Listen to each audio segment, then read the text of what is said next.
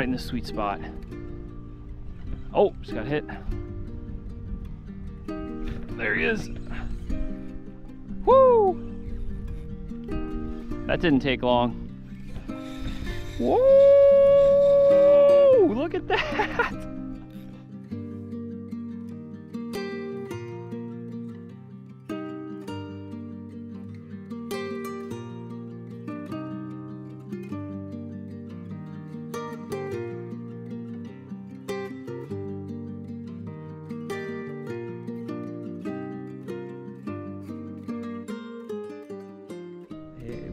Fishaholic fam, welcome back to another episode, or welcome to the channel. Thank you so much for clicking on this video to watch some fishy content. And right now I am still up here in New Brunswick, Canada. This was the first trip that I've ever made up to this area, and the last 3 days the fishing was pretty good. I fished some new areas.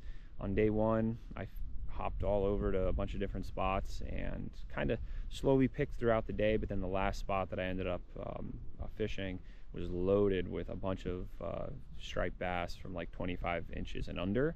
And then I went back to that same spot on day two, caught maybe like 40-50 fish, and most of them were like 25 inches and under still, but I did catch a couple that were like 28 inches to 30 inches.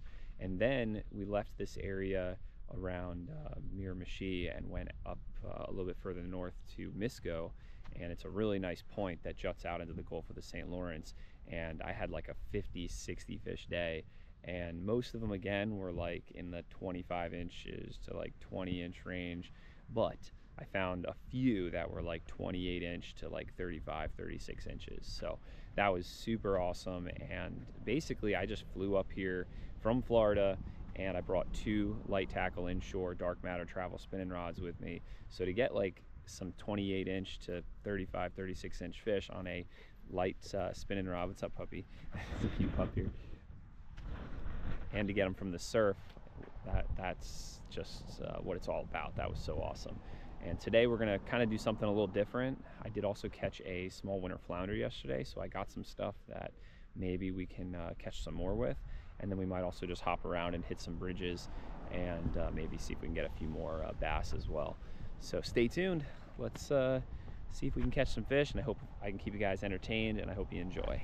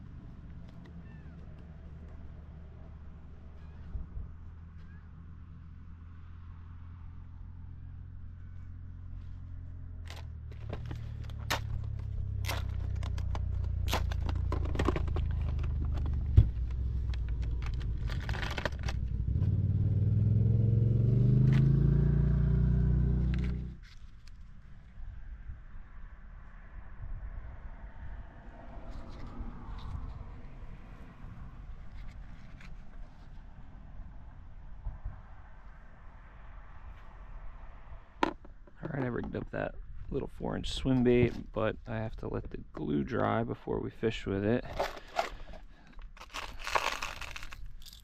Let's start out casting this little Yozuri twitch bait first.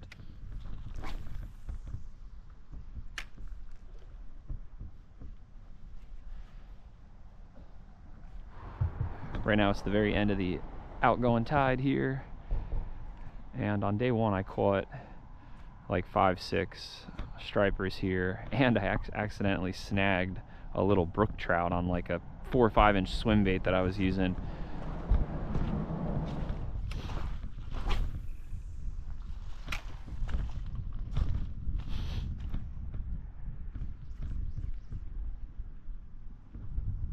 Oh, I heard something splash. I don't know where that came from. It sounded like something jumping out of the water.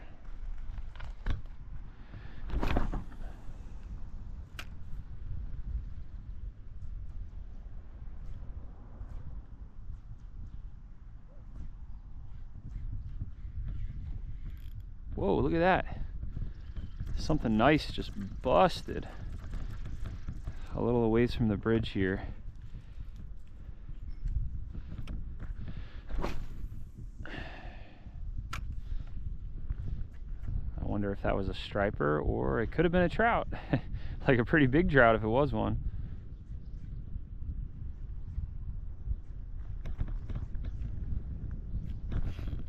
There's a fish. Found one.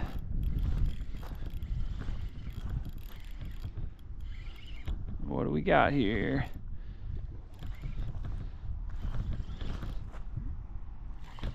I think a feisty little striper.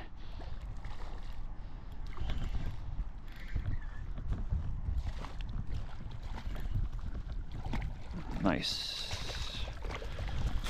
Not getting skunked today. Pretty sweet.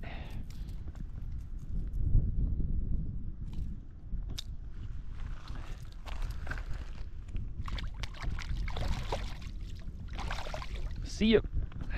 Sweet. I got that striper with the Dark Matter Bonefish Plus travel spinning rod, and I have it paired up with this BGMQ 5000D, 20-pound braid and 20-pound fluoro. This is a super fun light tackle back bay, like harbor kind of setup.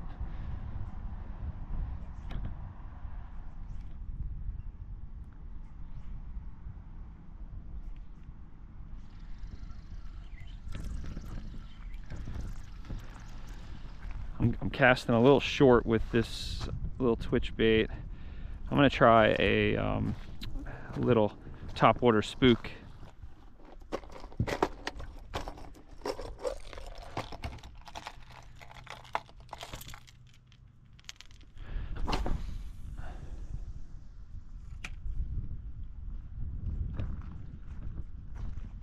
Oh, there he was. Still on it, still on it. They're still on it.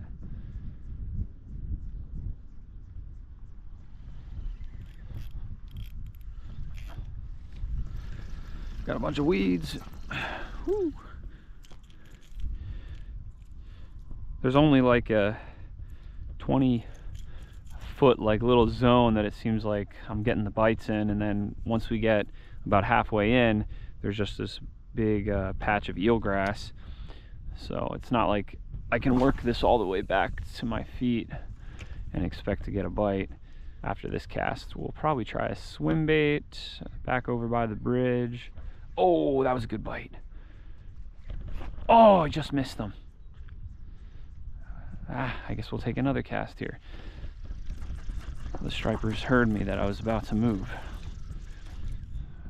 That striper was probably bigger than the one we caught and the first two bites.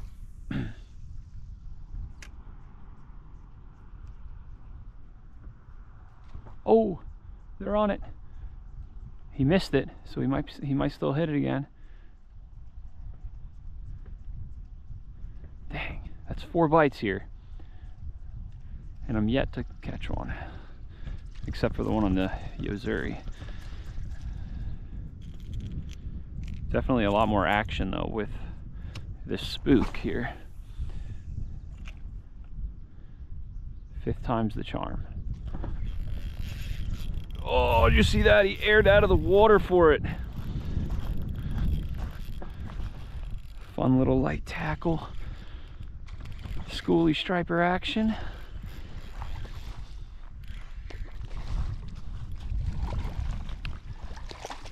There we go. See ya. All right, guys, just the 2 bass here. So we're gonna head out to the next spot. I'll see you there, and hopefully we can find some bigger ones and or get some flounder there. I think it could be pretty cool. And there's also a little like cafe at our next spot. Like we have to park near it to walk to the inlet, and they have some good food there, or it looked good on the menu the last time I was there. So if they're open, maybe we'll get like a lobster club or a lobster roll or something, because like there's a lot of lobster fishermen everywhere up here. And I've been craving some lobster since I've been up here in Canada, but like every restaurant that I've gone to hasn't had lobster on the menu, which is just so weird, but that's the way it goes. So hopefully the fish are biting at the next spot, and hopefully I'm having a good bite. See you there.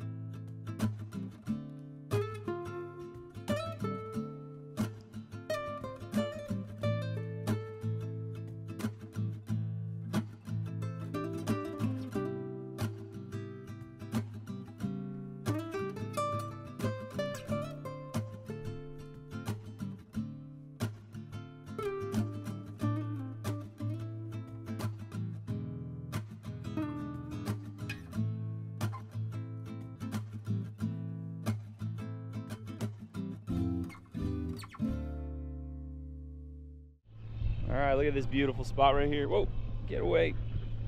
Little bump bee. He just landed on the camera. And I think we have slack low tide right now. So I think it'll be best to probably go for flounder while there's less current versus when it really starts ripping in. Then it might be better to go for striped bass again. So we'll start with flounder and then go for stripers. All right, this is my flounder rig right here. All it is basically a little 3-way swivel, and then I'm going to attach like a 1/2 ounce sinker here. I've got about a foot of 20-pound fluoro, and generally on most flounder rigs they have like a yellow or chartreuse color bead above the hook, but I got everything for flounder fishing like last second yesterday at Walmart, so they didn't have any beads, but they did have these curly tail grubs, so I just cut the tip off of it and slid it on the line there. And then also at Walmart I bought these Berkeley Gulp little worms here, crawler, basically a night crawler imitation, and I'm really glad I double bagged it. Look at that liquid in the bottom of this zoom pack. And then I'm just going to grab a cut piece of this crawler worm and we'll thread it on this flounder hook.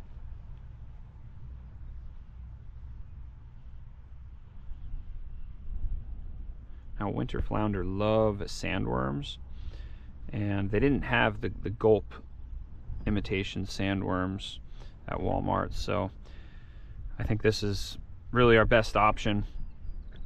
And the first day I was fishing here, believe it or not, I had a spinner like this because this was the smallest hook that I had on me, and I saw a flounder fall on my swim bait in and it hit it a couple times. So then I tied this on and I took some snails and I put it on the hook here and I jiggled it in front of the flounder and he ate it. So I think this will definitely work.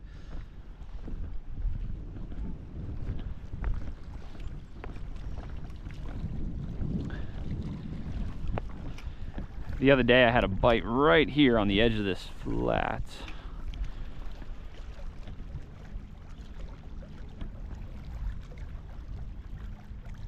Oh, I just got hit. Oh, I missed him. That felt like a flounder. Come on back, buddy, come on back.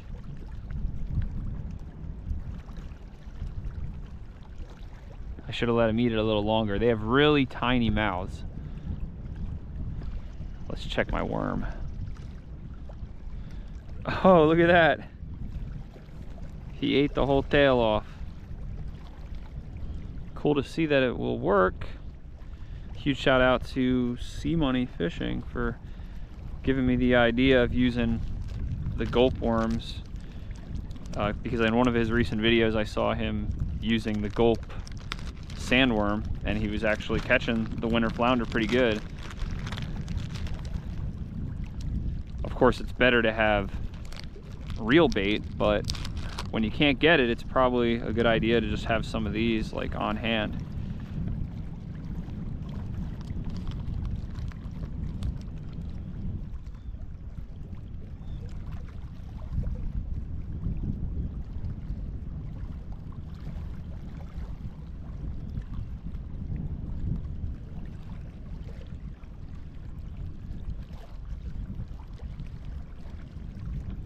Perfect.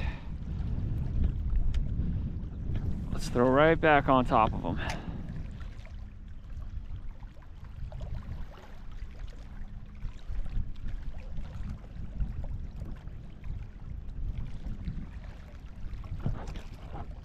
Oh, he's hitting it. He's hitting it. Got him.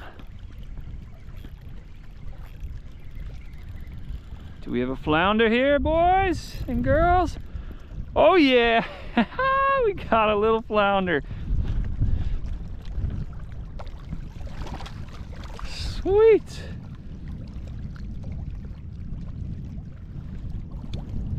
And we got our worm back. So cool.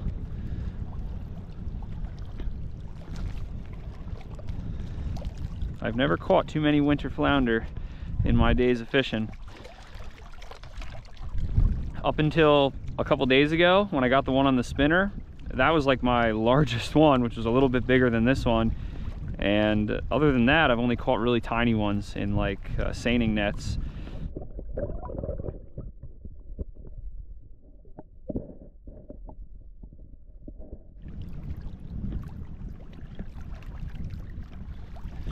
He's just chilling right there on the rocks. Sweet. All right, let's see if I can salvage this worm. They're pretty soft. Even a flounder can easily chew it up pretty good.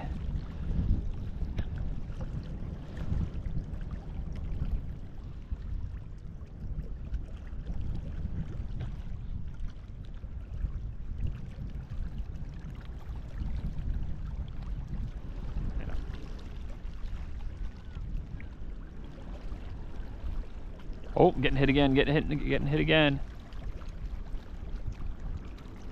I'm gonna let him take it.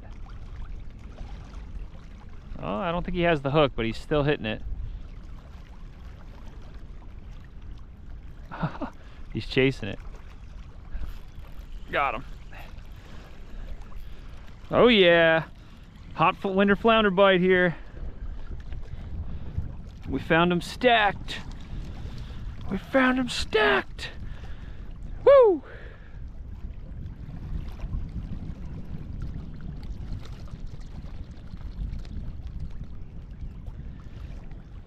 Again, not a giant. Still fun on the Dark Matter bonefish travel rod.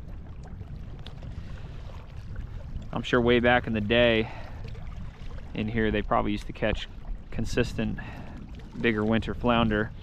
Like I've heard tons of stories from my dad that they used to get them like 4 pounds.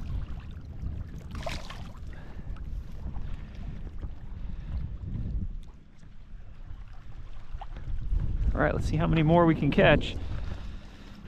Pretty sweet. And who knows, maybe we'll get lucky and we'll find a big one, like something like 2-3 pounds.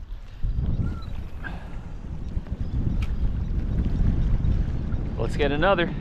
I might keep one towards the end of this little bite, but first I have to see how big they have to be to keep.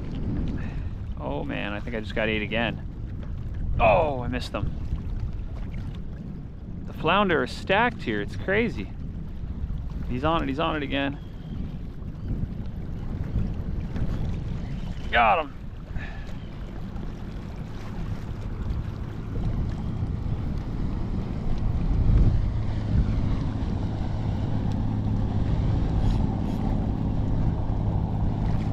Woo! Number 3 in the last like 10 minutes.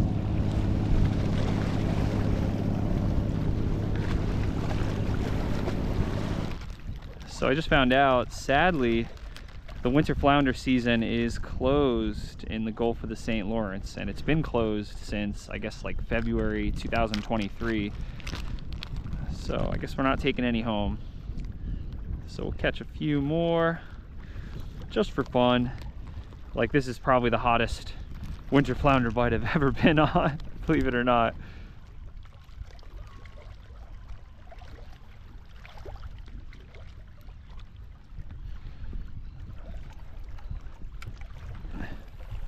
Can we get a fourth one here?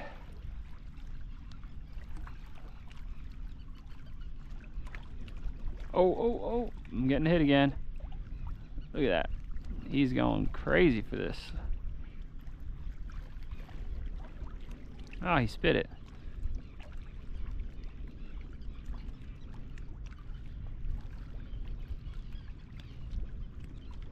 I don't think he ever had the hook. Oh, he's back. He's back.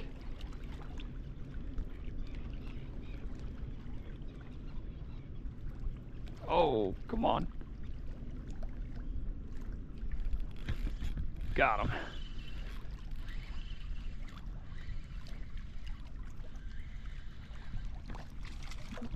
Nice. Number 4. You were a tricky little guy. You see their small, rubbery lip mouth.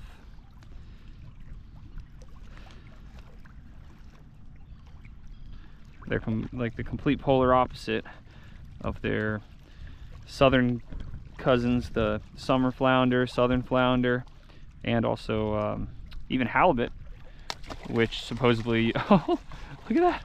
Sorry, buddy. But the halibut you can catch even a little further north of where I'm at now in the Gulf of the St. Lawrence. A lot of people don't know that. And then of course you can also catch them over on the Pacific.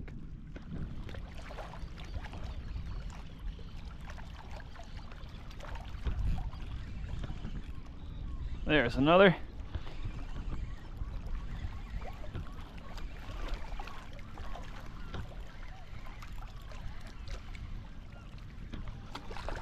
Number 5. There he goes.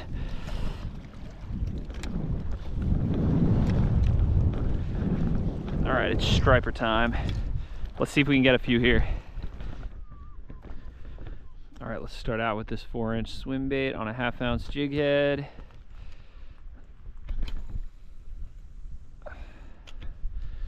This looks great right now. I'm gonna try getting this to the bottom, and then I'll just kind of snap it along the bottom back towards the rocks here, and I'm gonna work my way out to the tip of the jetty.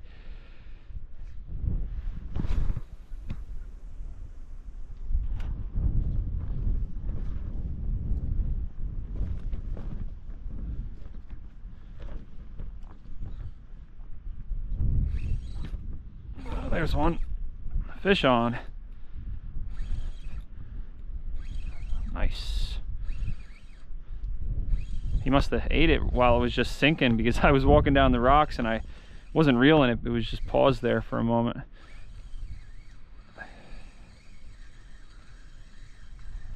Monster.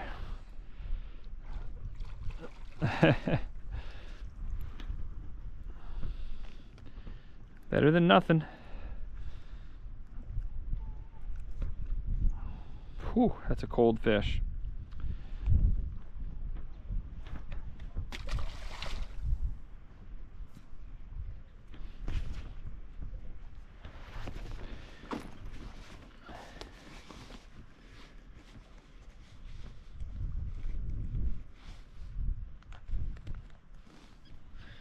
Let's try switch into this larger presentation now. Maybe we'll get a bigger fish.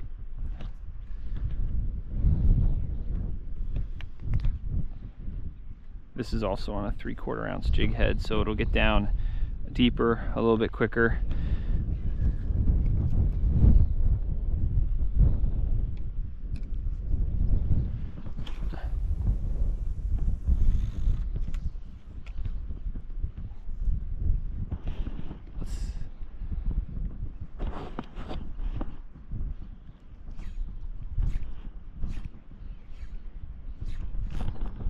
There he is. Woo, there we go. First cast with the Zoom fluke. Definitely a much better fish.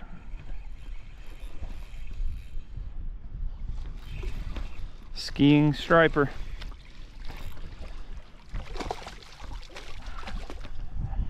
right, that's probably like a 20-incher.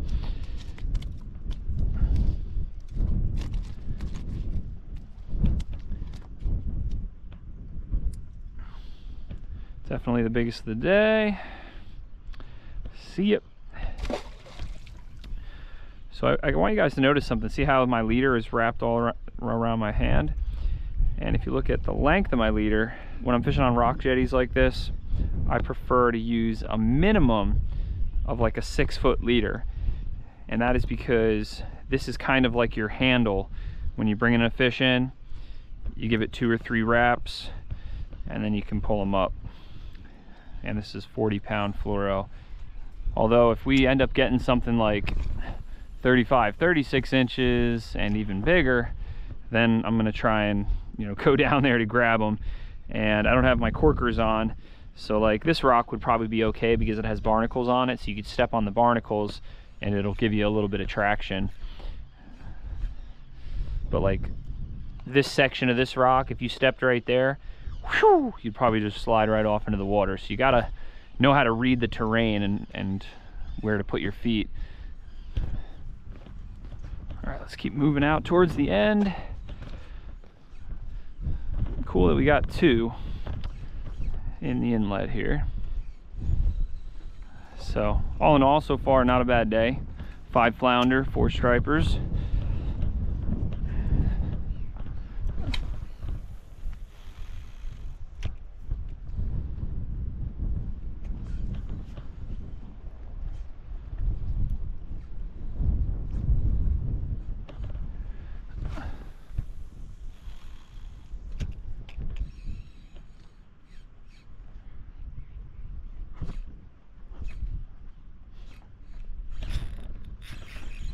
There's another one. Nice. That one was like literally right on the rocks.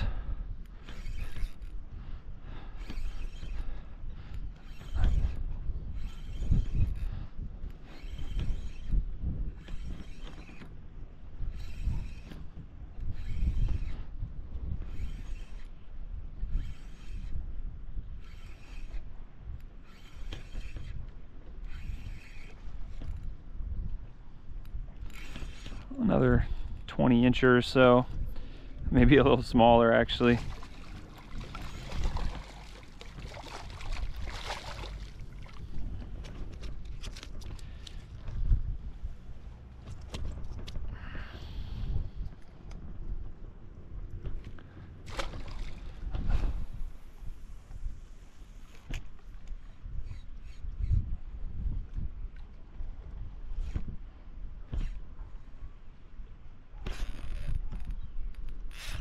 Another.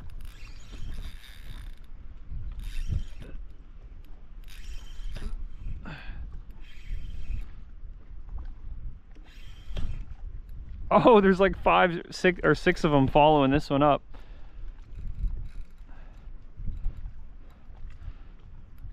This one choked it.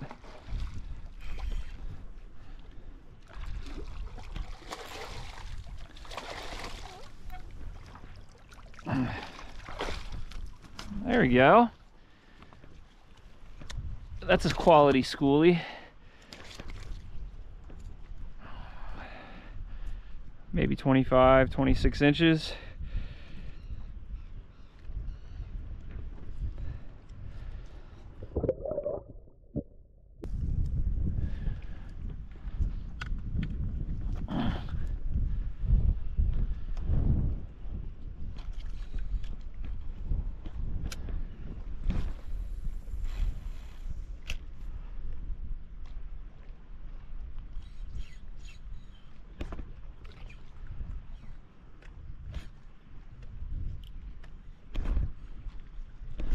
Oh, another one.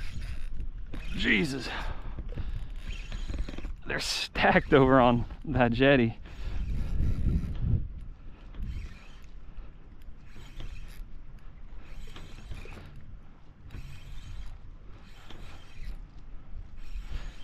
By the way, all the tackle and equipment that I'm using in this video, I'll link down in the description.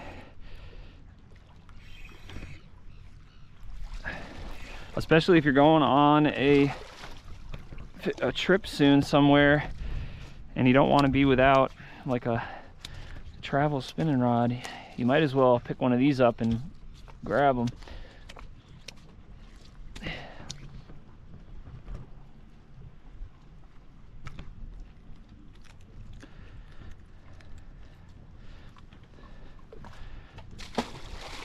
These travel rods break down into 4 pieces and then it fits into like a 30-inch travel tube.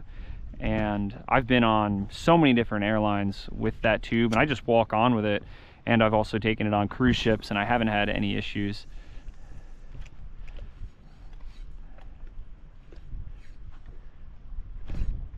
The water all of a sudden got really murky out of nowhere.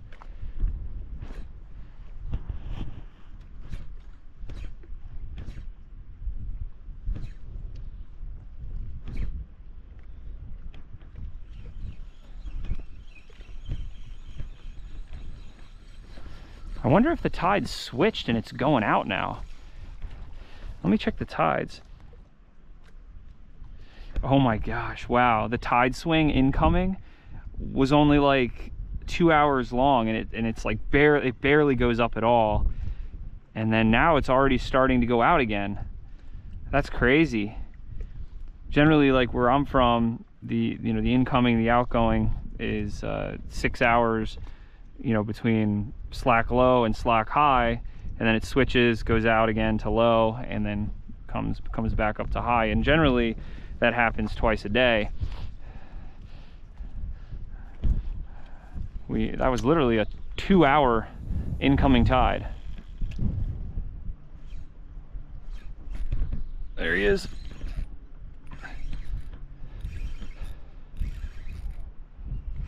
So what's so crazy is when I first started catching these bass, I was catching them over there because the current was going from right to left.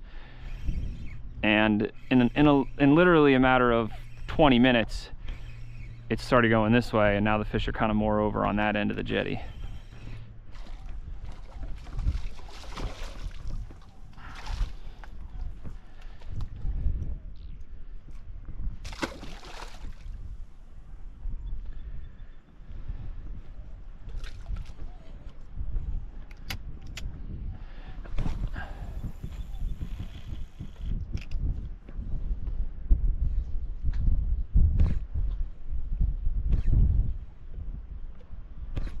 Oh man, every cast now.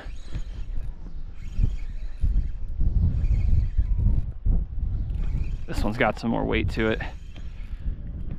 Yeah. I'm having a blast slaying these fish all to myself here. Oh, there's a follower. My bass has a follower.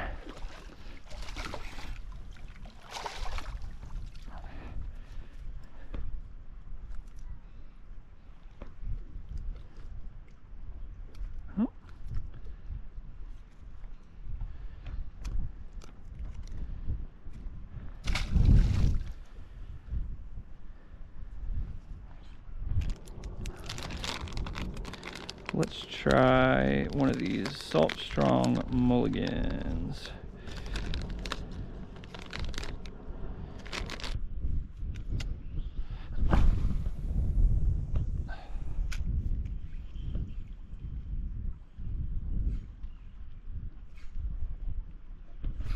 There he is. Fish on. This guy crushed the mulligan.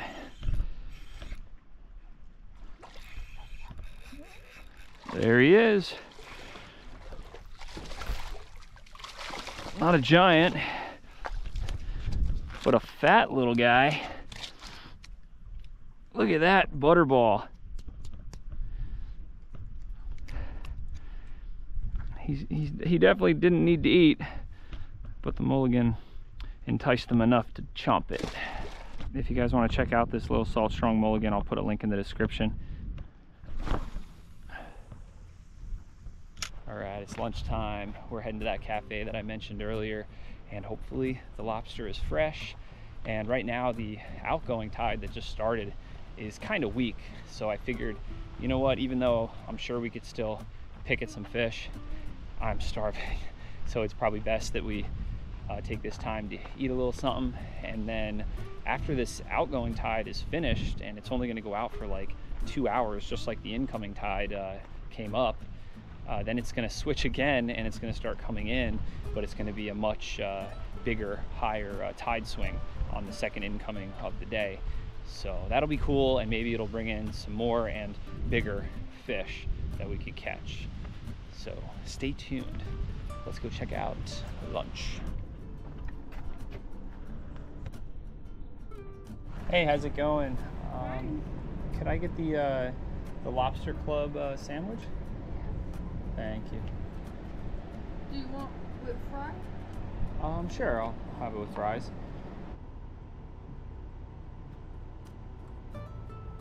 Ooh, will you look at that? Dang, man. That looks so delicious.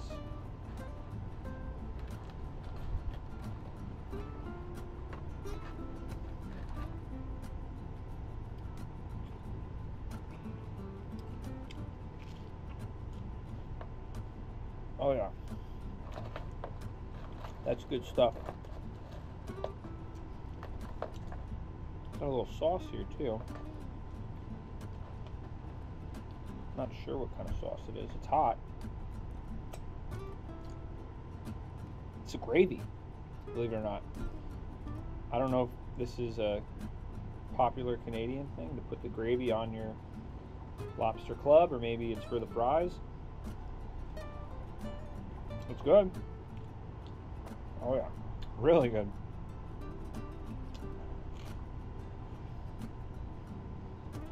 It doesn't get much better than this. Really awesome lunch after catching a bunch of fish. So right now I'm in the town, I guess, called Waaaay. And there's a trailer park right here. And then this little cafe is like at the entrance to the trailer park, which is a great idea, especially for anybody who's staying here or just passing through.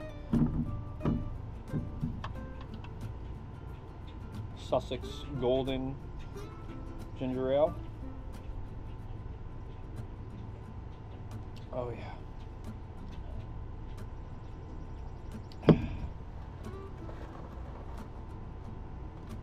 There's even bacon on this, which is cool.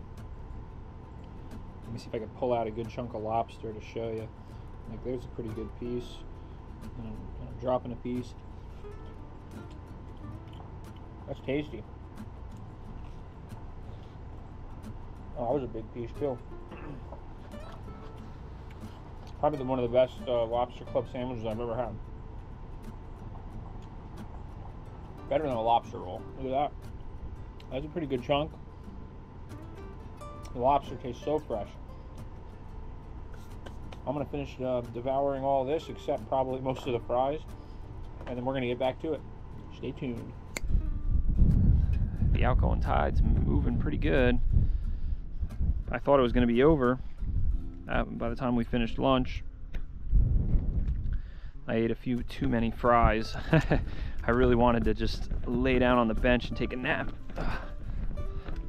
But we're pushing through.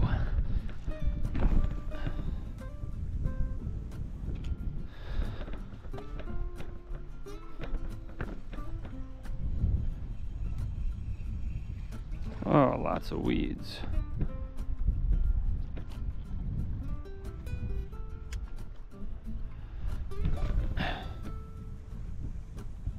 Oh, right in the sweet spot. Oh, just got hit. There he is. Woo! That didn't take long.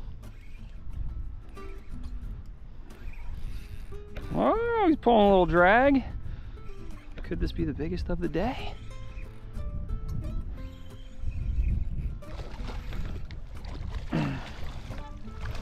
Yeah, probably pretty close. Oh, no, no, no, no, no. He bopped off right here. Ugh.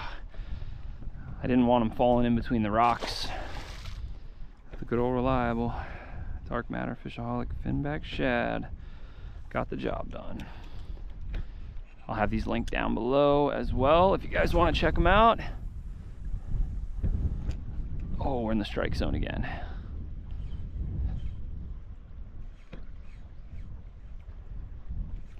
They really love that other shoreline.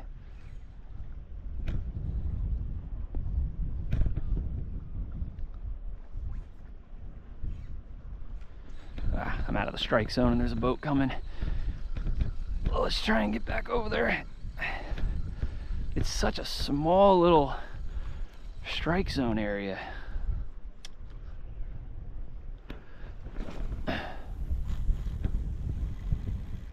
Oh my God, I almost hit the rocks over there. That was a little too close. I might have snagged like weeds or something.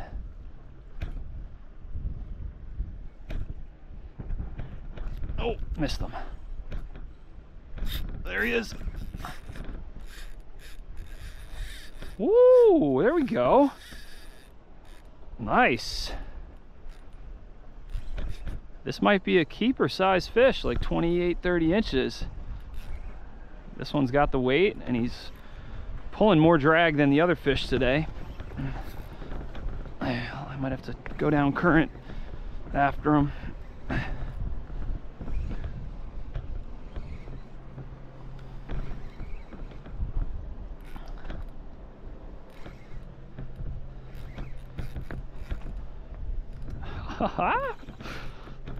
Today so far has been an awesome day. Whoa! Look at that! This has to be the biggest one of the day. Oh man, what a way to come back after lunch.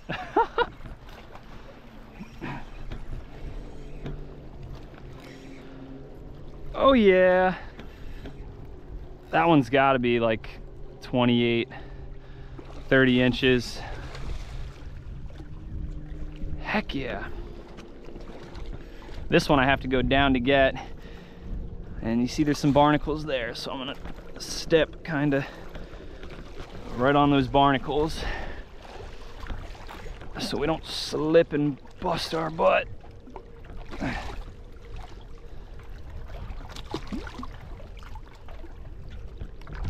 Nice.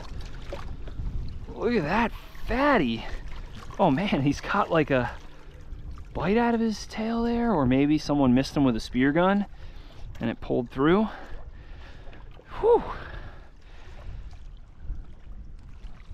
There's a closer look. Check out that tail mark right there. Not bad. Let's get her back.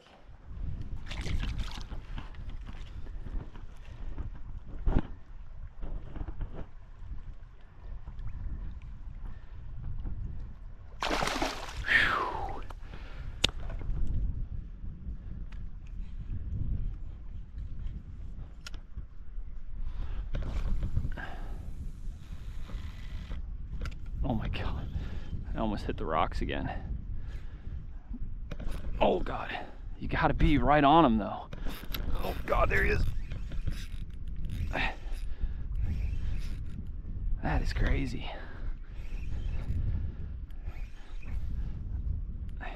It literally the lure has to land within 2 feet of those rocks or you're not gonna get a bite. Oh, look, they're busting back there. Oh, they're blitzing. Oh, that's so cool.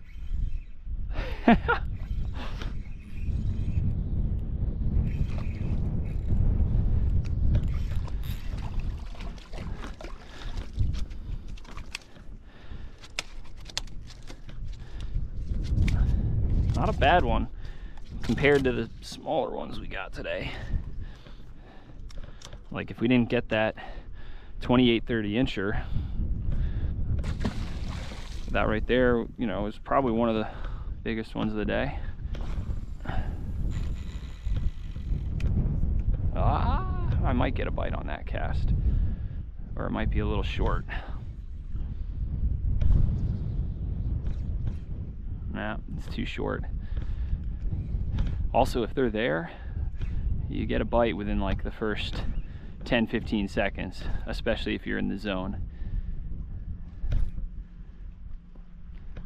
It's mind-blowing that I can't get a bite like out in the middle, just snap jigging it as it drifts.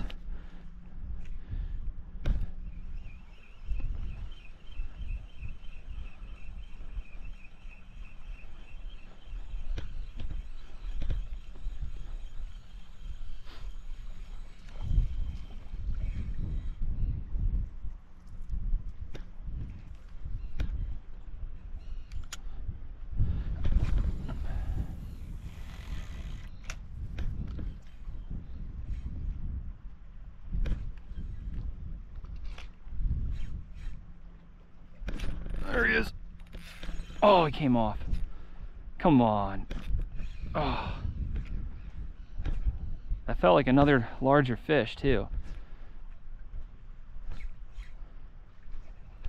Ah.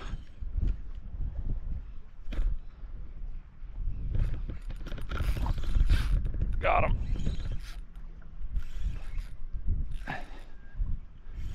Out in the middle, or he followed it out from the rocks, because I had a lot of bites on that cast.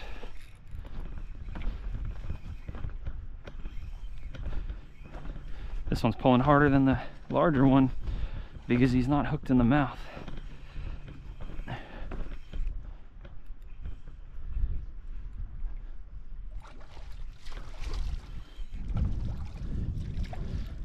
Belly hooked.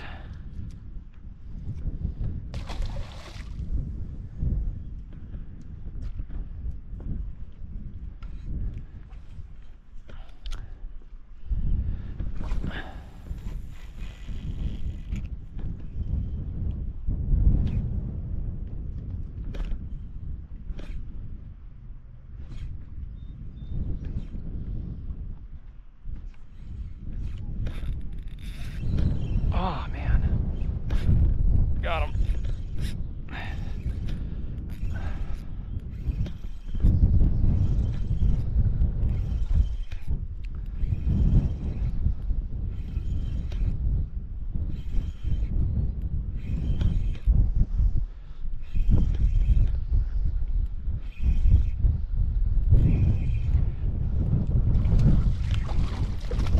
Got this one in the mouth.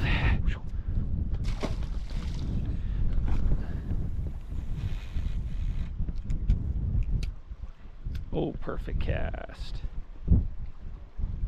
Come on, fish. There he is. Got him.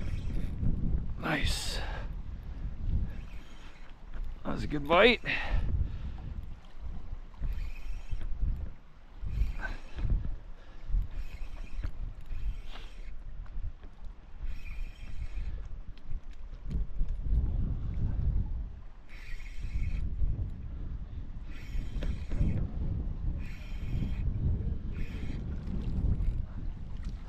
Nice.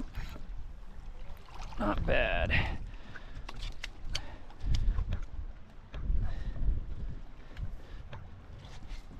Probably like a 26-incher.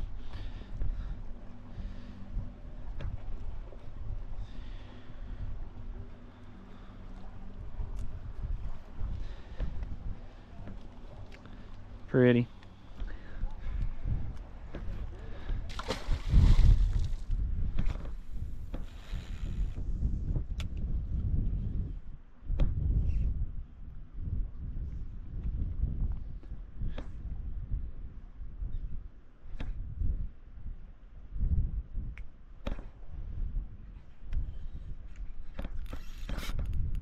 There he is.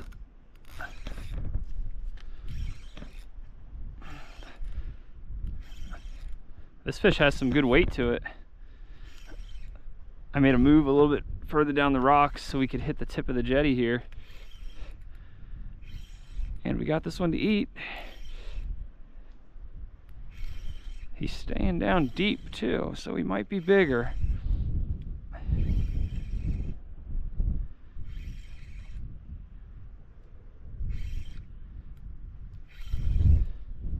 No, he's small. He's just using the current.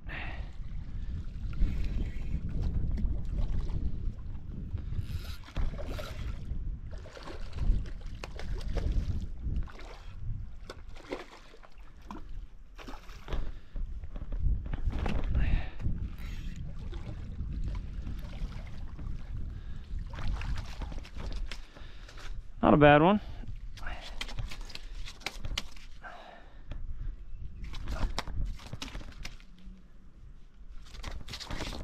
Whoa, take it easy, buddy.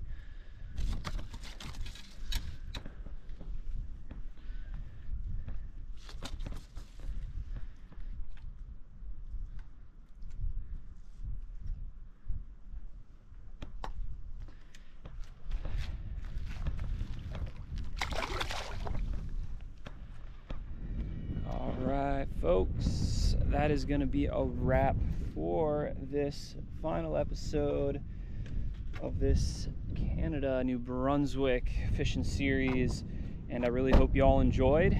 I had a blast fishing these beautiful waters the last few days, and it was really cool to come back to this spot that I found like 2 days ago when I first came here. And believe it or not, I caught no stripers that first attempt here, and I just caught the one flounder.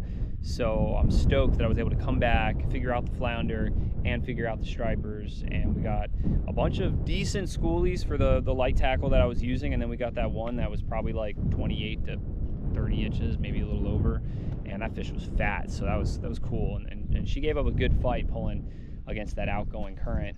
And I wish the fish stuck around, but it really turned into a dead zone. The last like 30 minutes, there hasn't been any bird activity. I'm not seeing any bait except for like really tiny stuff along the rocks, and I stopped getting bites. So I think we're gonna wrap things up and start to pack up the suitcases and get ready to head home to Florida. And after this, I'm gonna be down in the Keys. So I've got a cool week-long series down there, and I'm gonna be fishing with Aaron from Aben's Fishing, Ryan Iscardo from Ryan Is Fishing, and Brent from See Ya Dude. And we've got it's going to be a really cool like week-long trip. And then after that, I've got a really cool trip with Ryan Iscardo up in Alaska in early August. So I'm really looking forward to that. And I hope you all are excited for what's to come. And if you enjoyed this video, please smash that like button below and that subscribe button.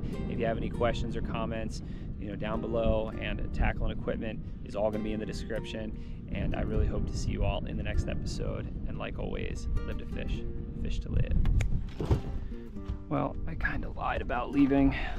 I convinced myself to try for flounder one more time.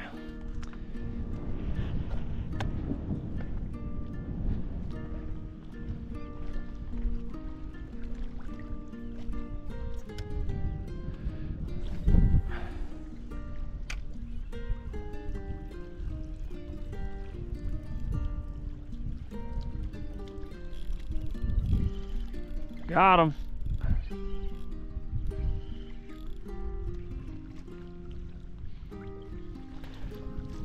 Nice. Right where I left him.